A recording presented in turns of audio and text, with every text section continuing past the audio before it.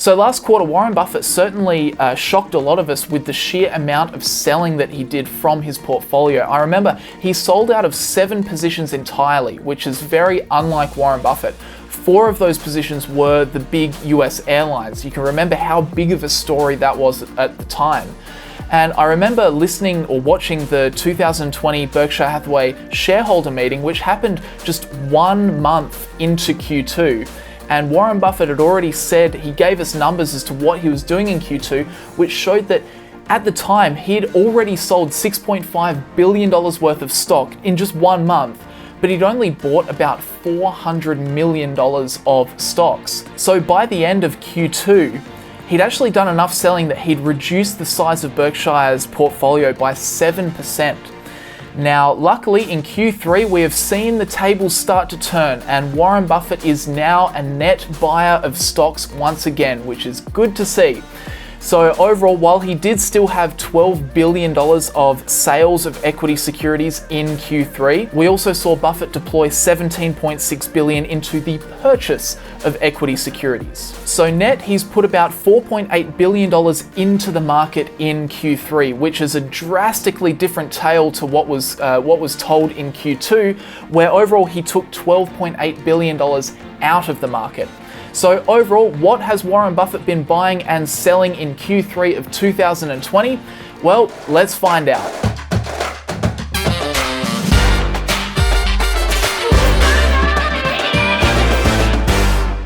This video is sponsored by Stake. Download the Stake app today and use the referral code AWC to receive a free stock when you fund your account.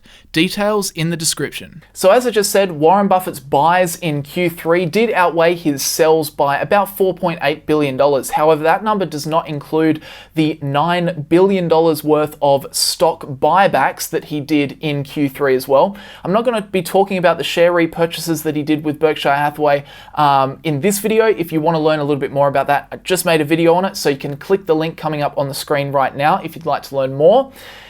But anyway, here we go. So in Q3 2020, this is what Berkshire Hathaway's stock portfolio looked like at the end of the quarter. So Berkshire's portfolio is now worth $228.9 billion. That's up from $202.4 billion in Q2, and definitely up from its lows in Q1 of $175.5 billion. Now, overall, Berkshire in the quarter added to 4 positions. They bought into 6 new stocks entirely, and they reduced in 9 and sold out of 1. Now, this is much different to the story of Q2, where they added to 4, they bought 1, but they reduced in 10 and sold out of 7. So as I said before, lots and lots of selling was going on in Q2, but that has not continued into Q3. More buying than selling, which is good to see from someone like Warren Buffett. Anyway, so moving on. What were the big news stories to come out of this 13F filing? Well, what's interesting is that when you look at Berkshire Hathaway's portfolio, you shouldn't look at necessarily the percentage added or the percentage reduced for each individual stock.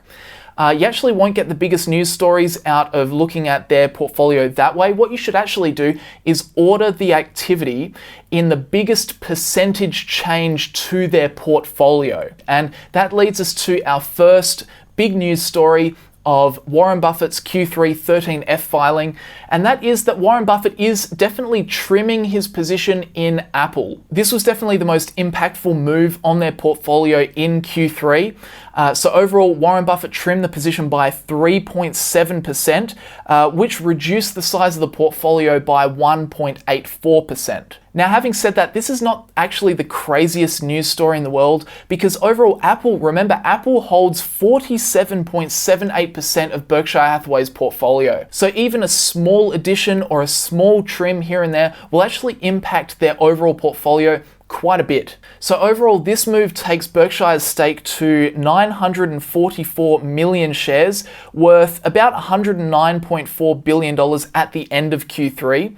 So I don't actually think that this is too much to worry about, and the reason for that is that if you run Apple through most of your typical valuation models, then basically all of them will spit out that Apple is considerably overvalued at its current share price.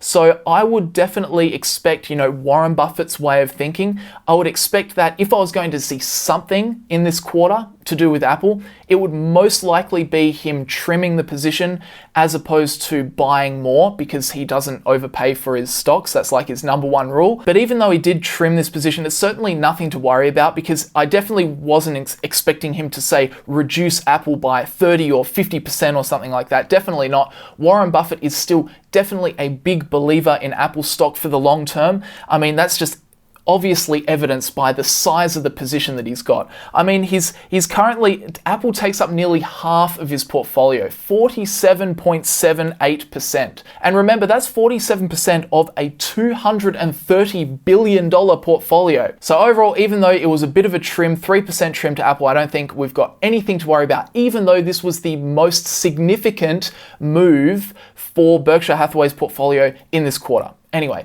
moving on, there is a second news story that's actually a bigger news story than talking about Apple, and that is when we start to look at what Warren Buffett continued to do with his positions in the US financials, in the US banks. So it's interesting to see that out of all the bank positions, Warren Buffett only added to one of them in this quarter, and then the others he either kept the same in some instances, but most of the time he actually reduced his positions and reduced them quite significantly.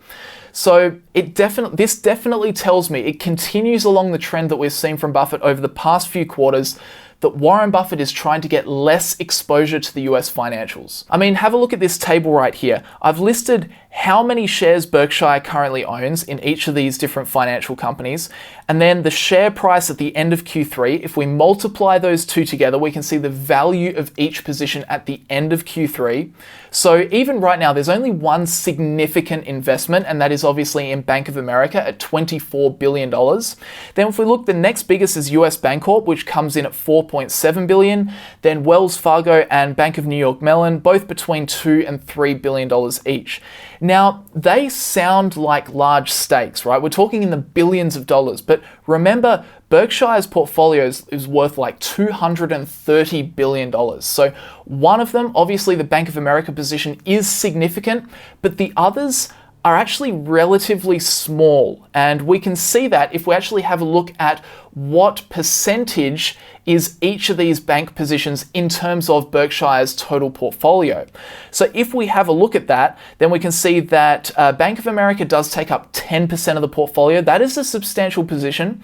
But then after that, US Bancorp only takes up 2%, Wells Fargo 1.3%, Bank of New York Mellon 1.1%, and consider where all of these positions were at a year ago. So a year ago, we still had Bank of America up at 12.6% of the portfolio, but Wells Fargo had 9%. US Bancorp and JP Morgan held 3%. Bank of New York Mellon held 2%.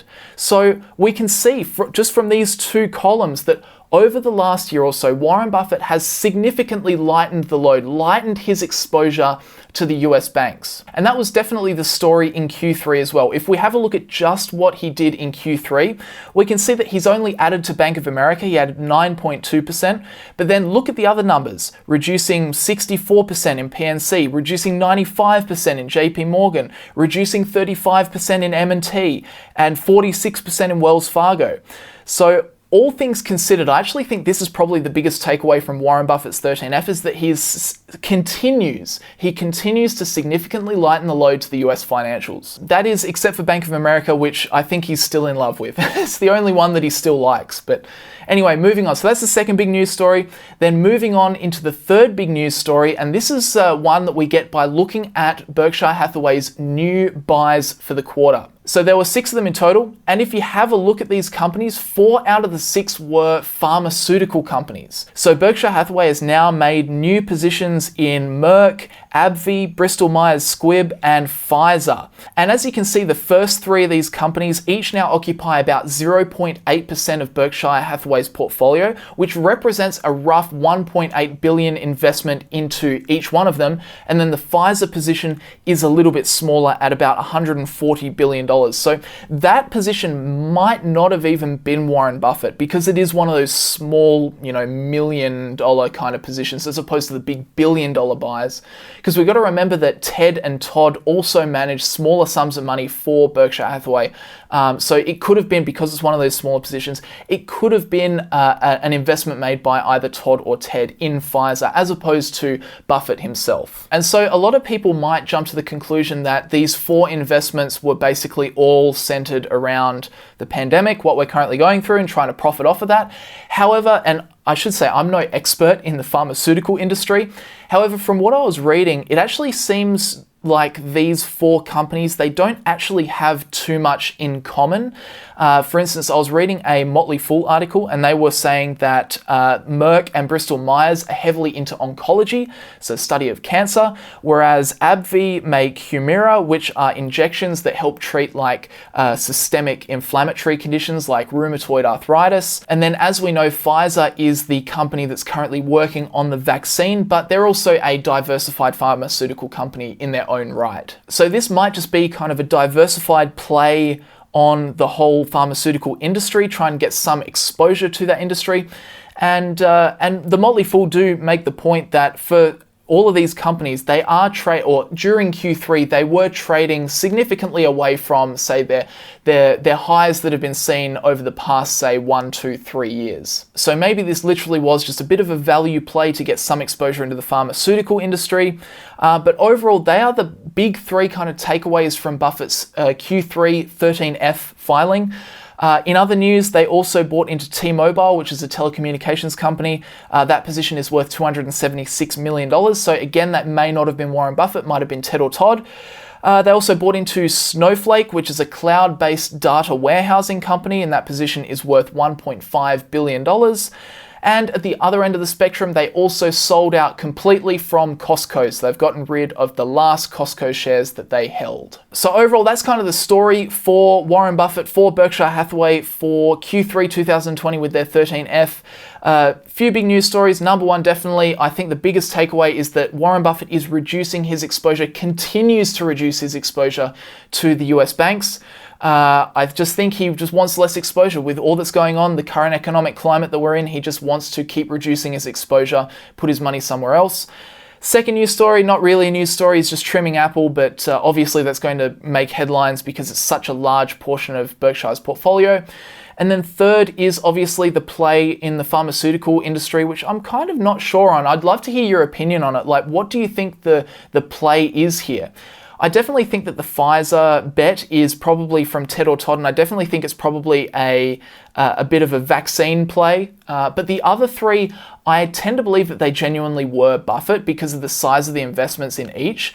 But what's interesting is that, it's not like he sunk $10 billion into one of those companies and then $3 billion into another and then like $800 million into the third. What's really interesting is that in each of these pharmaceutical companies, the investment size is the same. $1.8 billion has gone into each one of these. So that information kind of leads me to believe that Buffett probably is just getting some sort of diversified exposure to the pharmaceutical industry just in general. But I'd love to hear what you think. Like, I'm a little bit stumped. I can't quite kind of figure it out. So I'd love to hear from you guys. Leave your opinions down below. What do you think is going on with Berkshire Hathaway's new investments into pharmaceuticals? Drop that stuff down in the comments. And overall, what do you think of the 13F? Is there anything that I haven't covered or that you took out that was different to what I took out of it? I'd definitely like to hear from you guys, so leave a comment down in the comment section below. If you liked the video or if you found it useful, please give the video a like. I really appreciate it. It also helps the video out tremendously in the YouTube algorithm. It helps out my channel. It is the easiest way to support the channel, so just a click of a button, obviously free to do so. I'd really appreciate it. If you're someone that is interested in getting started with investing and you actually want to learn the strategy, the general strategy that Warren Buffett implements with his own investing, understanding the business, finding competitive advantage, checking over the management team and how to value stocks as well, then check out the course down in the description below, Introduction to Stock Analysis. That goes through Warren Buffett's 4-step investing method. It is an in-depth 8-hour course with 3 different valuation models covered in that course as well. If you want to check that out, links are down in the description below. However, guys, that is it from me for today. Thank you very much for watching. Make sure you subscribe to the channel if you are not already subscribed. Definitely click that red button. Turn on the notification bell as well to be updated when I release new videos so you don't miss anything. But that will just about do me for today, guys. Thank you very much for watching. Super appreciate it, and I'll see you guys in the next video. Hey guys, thanks for watching the video.